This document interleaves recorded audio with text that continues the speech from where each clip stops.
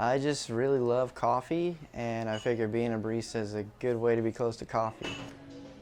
First job I got was at Figs in downtown Anderson, Figs Beanery and Creamery. It's like coffee, ice cream, sandwiches, stuff like that. So that's where I learned everything about coffee. And I worked there for 4 years, and through that got connections with here, Bridge City Coffee. Customer service is like a huge aspect of it. If I had to break it down into two things, I'd say understanding the customer and then understanding the menu. Knowing how to explain drinks, and then also knowing what a customer is looking for when they're coming in for coffee. Been in a few like latte art competitions, and it's the biggest difference I would say is the customer interaction.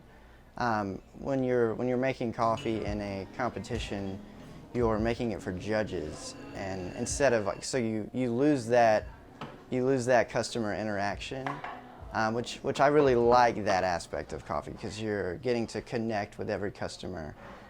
It's fun to pour in those competitions. Just making community with like fellow baristas is really fun. It's almost like a party. My first competition that I was ever in. So like generally like you're pouring against another barista. So you're like trying to make better art essentially. Whatever looks the best. And I did really well in my first competition. Generally like people's first competition, they may not even make it past round one because you're pouring against other baristas who are really good. And I actually went past the first 2 rounds when I poured for my first competition. So I was like, man, I'm doing good. Like I not only got past 1 round, but I got past 2. So that was like kind of like really cool. I was even pouring against owners of other shops for one instance, and I beat them. I was like, whoa, that's kind of a big moment. It was just kind of fun.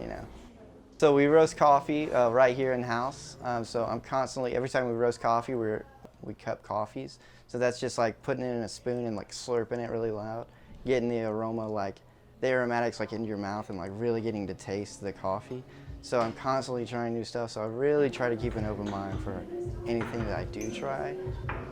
As far as like in the upstate of South Carolina, as far as I know, we're the only drive-through specialty coffee shop, which is like pretty big. There may be some more that I'm forgetting about. I know there's some in the lower part of the state, South Carolina, but I think we're at least one of the first, almost like pioneers in the drive-through experience of specialty coffee. And we're not even, sacrificing the good taste of the coffee for speed.